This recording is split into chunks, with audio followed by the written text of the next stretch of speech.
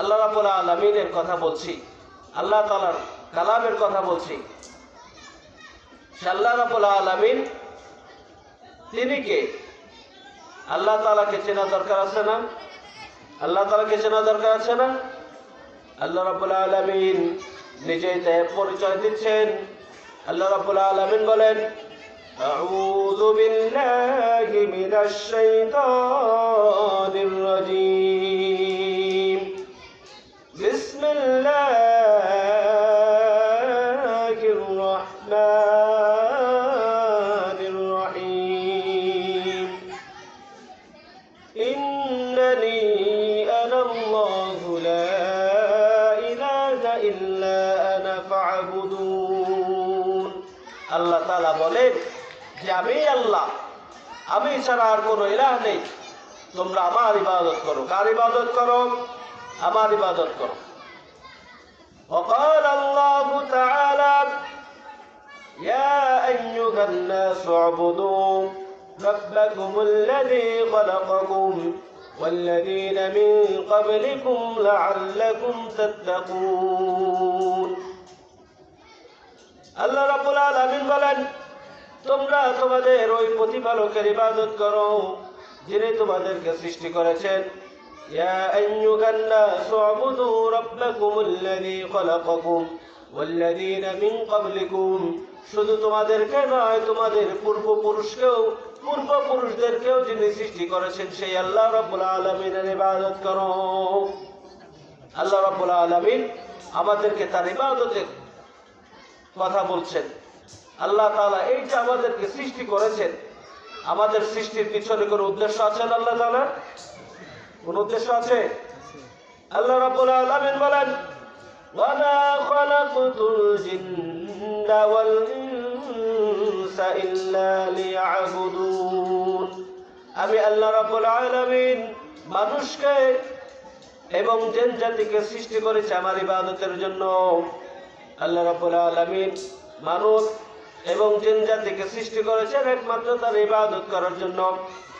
মানুষ এবং জিন জাতি যদি আল্লাহ রাব্বুল আলামিনের সেই ইবাদত থেকে মুখ ফিরে নেন, আল্লাহ রাব্বুল আলামিন বলেন, وَمَنْ أَعْرَضَ عَنْ ذِكْرِي فَإِنَّ لَهُ مَعِيشَةً ضَنكًا وَنَحْشُرُهُ يَوْمَ الْقِيَامَةِ أَعْمَى। যে ব্যক্তি আমার ইবাদত থেকে, আমার স্মরণ করা থেকে মুখ ফিরে নেবে, আমি তার জীবনকে সংকুচিত করে দেব, তার জীবনকে আমি সংক্ষিপ্ত করে দেব। তার জীবনের মধ্যে কোনো বরকত থাকবে না, কোনো শান্তি থাকবে না। এই বিশাল পৃথিবীর মধ্যে বসবাস করবে, কিন্তু তার মনে হবে যে তার থেকে বড় অসহায়, তার থেকে বড় হতভাগা পৃথিবীর মধ্যে আর কেউ নেই। থাকতে পারে তার টাকা পয়সা, অর্থ সম্পদ, তার সব কিছু থাকতে পারে, কিন্তু তার অন্তরের মধ্যে যে সুখ, যে শান্তি, যে আরাম, আল্লাহ রাব্বুল আলামিন সেটাকে কেড়ে নেবেন। যদি কারো টাকা পয়সা, অর্থ সম্পদ সব আছে, কিন্তু তার বিবি কথা শোনে না, ছেলে কথা শোনে না, মেয়ের কথা শোনে না, অন্তরের মধ্যে শান্তি নেই, তার শরীর রোগ আক্রান্ত, তাহলে তার জীবনে আর কোনো সুখ থাকলো? তার জীবনে আর কোনো শান্তি থাকলো? কোনো শান্তি থাকলো না।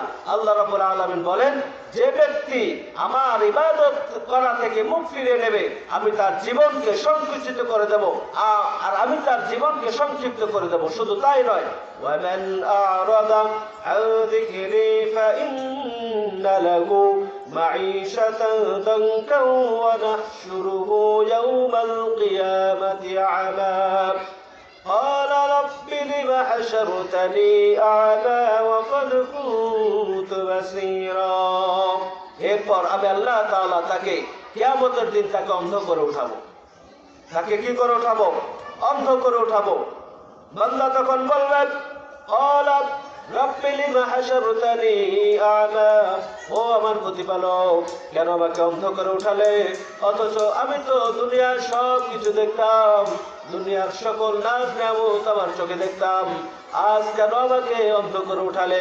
আল্লাহ রাব্বুল আলামিন বলবেন, قال رب لم حشرتني أعمى وقد كنت بصيرا, قال كذلك أتتك آياتنا فنسيتها وكذلك اليوم تنسى ও বান্দা তোমার কাছে আমার নিদর্শন, আমার বাণী, আমার কোরআনের বাণী, আমার কোরআনের আদেশ তোমার কাছে গিয়েছিল, কিন্তু তুমি সেদিন দেখেও না দেখার ভান করেছিলে, অন্ধ সেজেছিলে, আমার থেকে মুখ ফিরিয়ে নিয়েছিলে, আমার কোরআন থেকে মুখ ফিরিয়ে নিয়েছিলে, আমাকে স্মরণ করা থেকে মুখ ফিরিয়ে নিয়েছিলে। সেদিন তুমি অন্ধ সেজেছিলে, আজ তোমাকে সেজন্যই তুমি যেমন আমাকে ভুলে গিয়েছিলে, আজ আমি আল্লাহ রাব্বুল আলামিন তোমাকে ভুলে যাব। আল্লাহ তাআলা যদি কাউকে ভুলে যান, সেই কঠিন হাসরের দিনে তার আর কোন উপায় থাকবে? আর কোন উপায় থাকবে? তার আর কোন উপায় থাকবে না। সেজন্য আল্লাহ